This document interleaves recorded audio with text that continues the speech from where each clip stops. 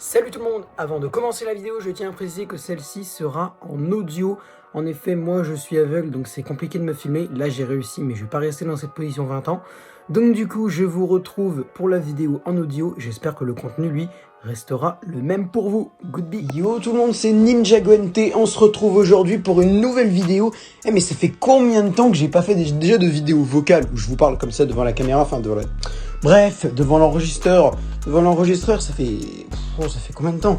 Et en plus, ça fait combien de temps que j'ai pas fait de vidéo vocale où je vous parle devant l'enregistreur et où je vous parle de Lego Ninjago, ce que j'en pense vraiment de la vraie série en réalité.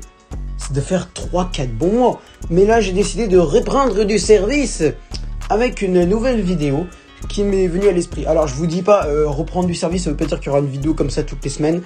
C'est juste que j'ai absolument pas d'idée de vidéo comme ça sur Ninjago, face enregistrement. Voilà, j'en ai pas. Là, j'en ai eu une, donc voilà. Après, peut-être que je réagirai à des actualités de la saison 15, machin. Si je peux la voir sur Amino, machin, un truc dans le genre, peut-être. Mais je vais éviter parce que je vais attendre la sortie pour éviter, comme ça au moins ceux qui l'ont pas vu pourront éviter d'être spoilés, tu vois. Donc bref, aujourd'hui, je voulais vous parler d'un truc qui me tenait à cœur. C'est que je vous ai souvent partagé ce que je pensais des différentes saisons de Ninjago, donc mon classement des saisons de Ninjago, et tout. Et ben là aujourd'hui j'ai décidé de faire mon classement des meilleures scènes. Donc j'ai choisi 5 scènes parmi les 14 saisons, techniquement non, parce que l'île inconnue, enfin les 14 saisons en soi, c'est de la 1 à la 14, même si moi j'ai pas choisi une scène de la saison 14. Donc on peut dire que c'est de la 1 à la 13, même de la 3 à la 13, mais bref, c'est pas grave. Donc, je vais vous présenter tout de suite mon top. On va commencer par le plus mauvais. Le plus mauvais des mieux, quoi. Enfin, le moins bon des mieux. Mais c'était quand même très très génial. C'était la 5e, donc top 5. Numéro 5. Alors, numéro 5, c'était la saison 9, épisode 87, les ondes libres de Ninjago. Lorsque Lloyd démarre, enfin en fait, lorsque Skyler démarre l'enregistrement, démarre la diffusion à la télé du visage de Lloyd et que Lloyd commence à parler. Le discours de Lloyd, franchement, j'ai adoré ce discours parce que c'était vraiment un appel à la résistance, un peu, c'est comme le général de Gaulle, il a fait en 1944, je crois, à Londres, d'une radio, je crois, à la BBC, c'était. En fait, ça m'a vraiment rappelé ça et je trouve que c'est une super mise en scène qui a été faite par rapport à cette diffusion et je trouve que vraiment. D'ailleurs, vous pouvez retrouver la scène. J'ai enregistré la scène en audio sur ma chaîne YouTube. Je crois que c'est Ninjago saison 9, le discours du ninja vert, j'ai appelé ça. Donc, vous pouvez retrouver cette vidéo sur ma chaîne YouTube si vous voulez la voir. Donc en fait, voilà, c'est ce discours-là et ce discours m'a vraiment marqué parce que c'était grave bien fait. Tu vois vraiment Harumi qui est en PLS parce qu'elle voit le ninja vert parler contre son grand empereur. Du coup, tu vois vraiment, elle est en mode non, mais qu'est-ce qu'il fait et tout. Ils sont vraiment en panique. Garmadon, lui, en fait, je sais même pas s'il est au courant, Garmadon. En fait, Garmadon, j'ai l'impression il est énervé, tu sais, mais il se dit bon bah écoute, c'est comme ça. Enfin, j'ai pas trop de souvenirs parce que ça fait longtemps que j'ai pas regardé la saison 9. Si je dis de la merde par rapport à Garmadon, désolé, mais ça fait longtemps que j'ai pas regardé la saison 9. Mais Garmadon, j'ai pas trop de souvenirs d'une réaction de Garmadon.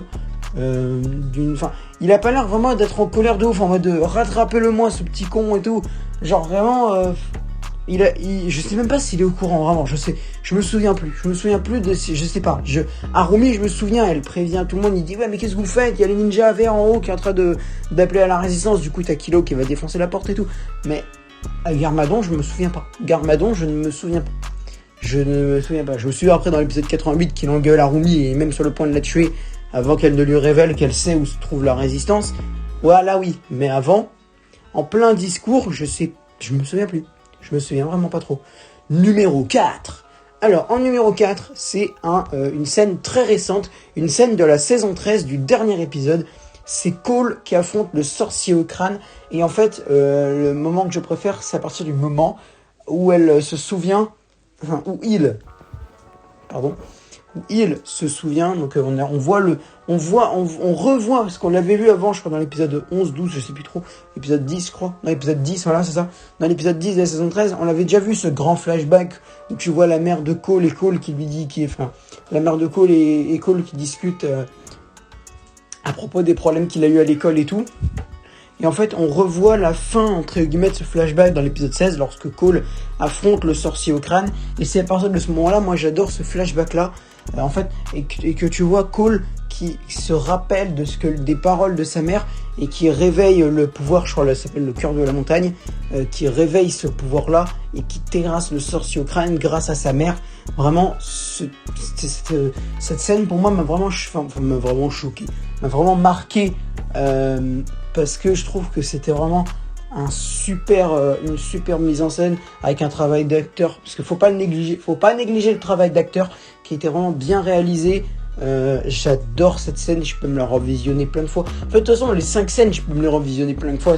Les 5 scènes que je vous ai présentées et que je vais vous présenter, je peux me les revisionner plein de fois, clairement.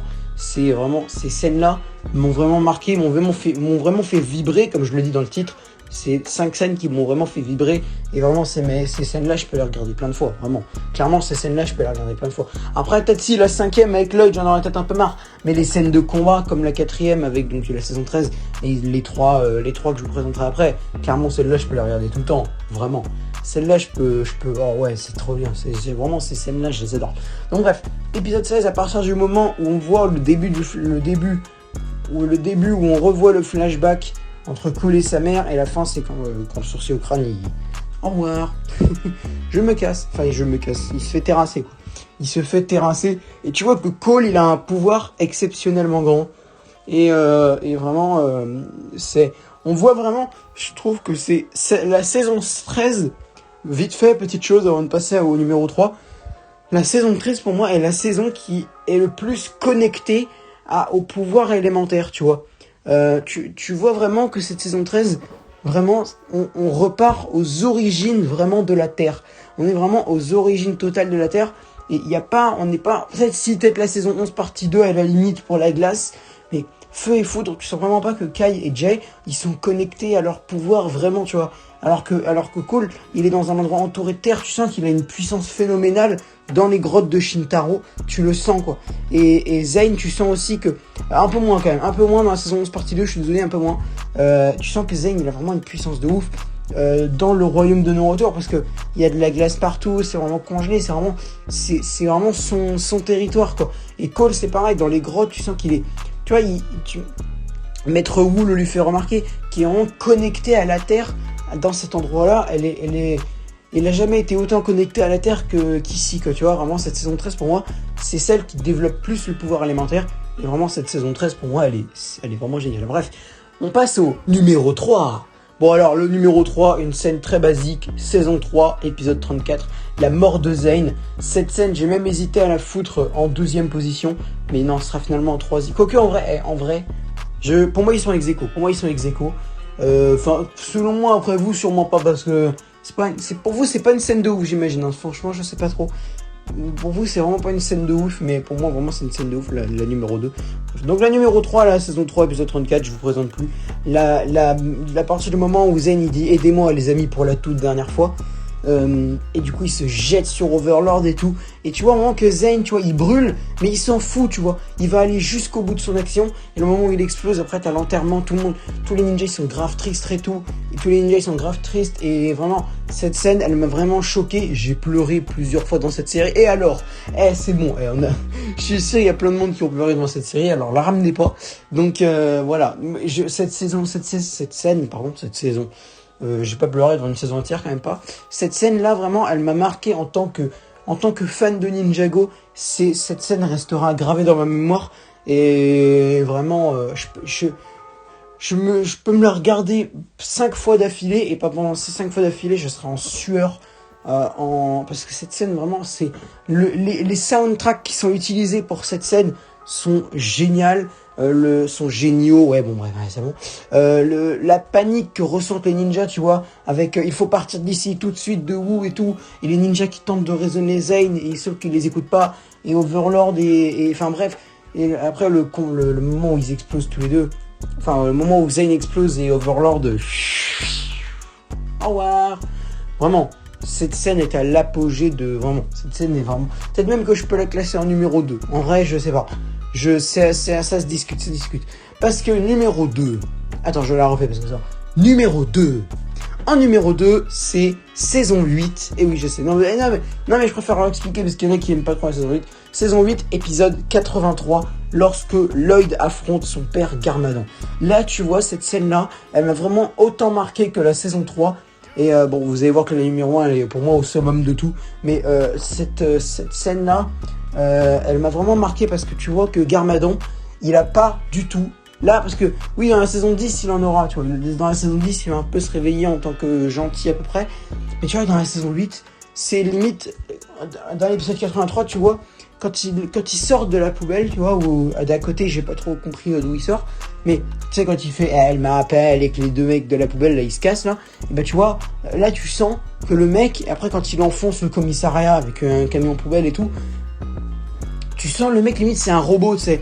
Le mec, il a plus aucune conscience humaine et il fait ce qu'il fait et c'est tout. Tu vois, le mec, il a plus de conscience. Tout ce qu'il fait, bah, il réfléchit pas. C'est le vide dans sa tête. Juste, il fait. C'est pour ça que c'est un automate, tu vois. C'est pour ça que c'est un automate, le gars. Et vraiment, son combat face à Lloyd, il n'y a pas de pitié. Il n'y a aucune pitié dans l'épisode 26. Surtout dans l'épisode 25 plutôt. Il est capable de ressentir à peu près de la pitié pour son fils, tu vois. Il est capable de retenir ses coups. Mais dans l'épisode 83, il n'y a vraiment aucune pitié. C'est vraiment les ténèbres et rien que les ténèbres. Il n'y a vraiment aucune part de lumière en lui. Et ça, je trouve ça exceptionnel. Parce que vraiment, surtout le moment où il fait... Lloyd, il fait tu serais prêt à faire du mal à ton fils.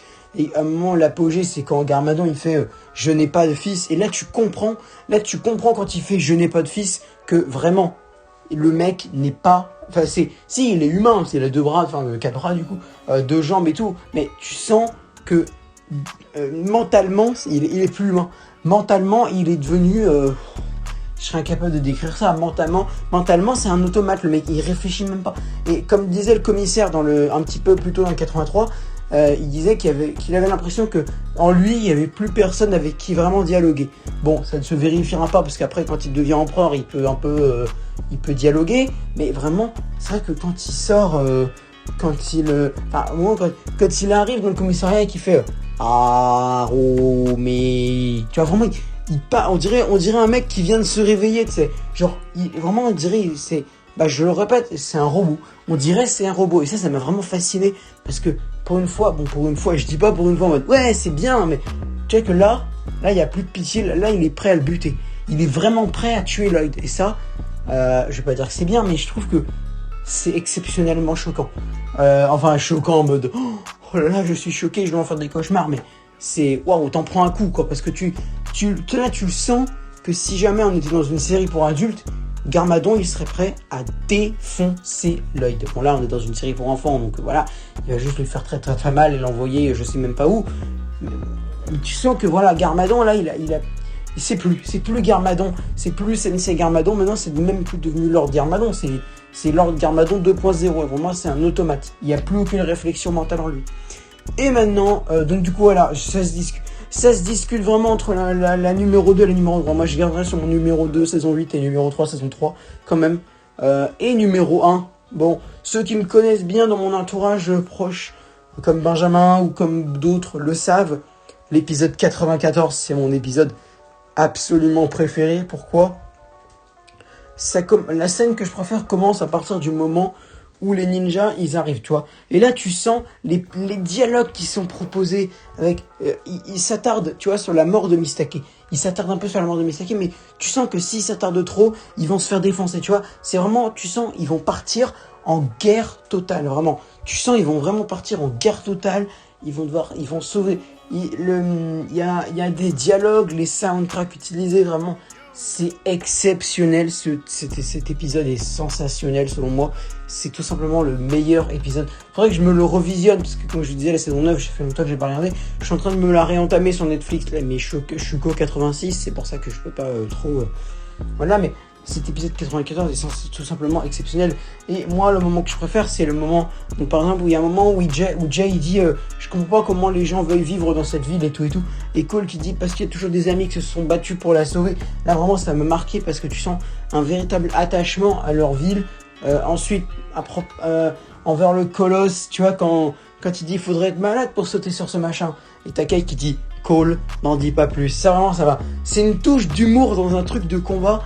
Et ça m'a vraiment fait marrer. C'est comme, petite parenthèse comme ça, tu vois, dans la saison 8, épisode 84, on lui dit pas si vite et tout là. Et il commence à s'embrouiller en mode mais t'aurais pu choisir une meilleure entrée. Alors qu'il y a un putain de gros colosse de je sais pas combien de mètres de haut qui leur fait face, tu vois. C'est cette espèce de désintérêt du combat momentané qui me fait ultra rigoler, tu vois. Parce que vraiment, c'est pas comme dans le film. Vraiment, le film, l'humour, elle est lourde et tout. Mais là, c'est tellement bien fait l'humour en mode pas si vite. Mais t'es sérieux? Pas si vite? T'aurais pas pu trouver une meilleure entrée? Mais vraiment ça m'a fait marrer parce que enfin c'est totalement désintéressé. Ils se désintéressent d'un énorme machin qui pourrait les défoncer. Alors pour une histoire pour une histoire d'entrée, tu vois, enfin voilà, c'est que c'est totalement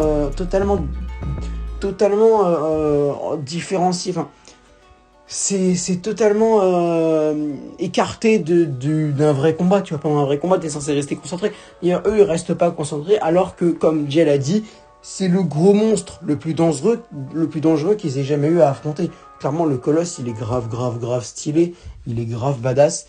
Bref, vraiment, donc dans l'épisode 94, vraiment, en plus, le combat entre Wu, Lloyd et Garmadon, les bruits d'épée sont vraiment magnifiques. Le soundtrack utilisé pareil, il est vraiment génial. Et il y a un moment aussi où Garmadon, Wu et Lloyd, ils arrivent. Et là, Garmadon, je vois que tu as ramené les ninjas avec toi et tu vois.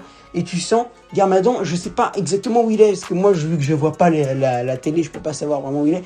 Mais tu sens qu'il se cache quelque part. Moi, j'ai l'impression qu'il est invisible. Alors peut-être que vous le voyez à la scène.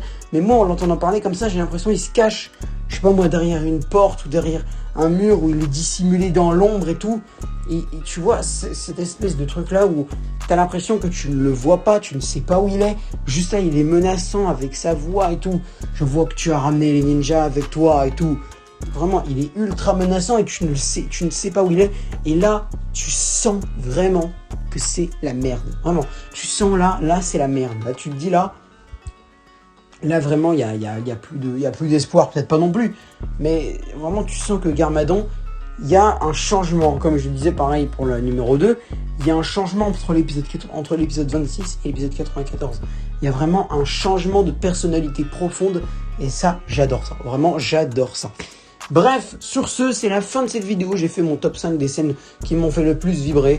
N'hésitez pas à me donner vos avis dans les commentaires sur mon top 5 ou à me donner votre propre top 5. Sur ce, merci d'avoir regardé la vidéo. Si elle vous plaît, n'hésitez pas à lâcher un like à celle-ci ou un dislike si elle vous a pas plu. N'hésitez pas à partager la vidéo sur Facebook, Instagram, Snapchat, Twitter, Amino, machin, Discord, vous connaissez les bails. N'hésitez pas aussi à vous abonner à la chaîne YouTube. On est à 206 abonnés. On peut se monter à 210, voire 215, à voir. Et non, n'hésitez pas à commenter, j'ai déjà dit. Donc n'hésitez pas aussi à activer la cloche des notifications pour ne manquer aucune vidéo si vous vous abonnez. Comme ça, au moins, vous ne manquerez strictement rien. Donc pour ma série, par exemple, Enterre d'Akada, la saison 4 qui arrive en juin, avec les teasers qui arriveront, d'autres teasers qui arriveront bientôt. J'en prévois 3, 4, voire 5. Et après, il y aura la bande-annonce qui arrivera. Sur ce, c'est la fin de cette vidéo. Merci d'avoir regardé.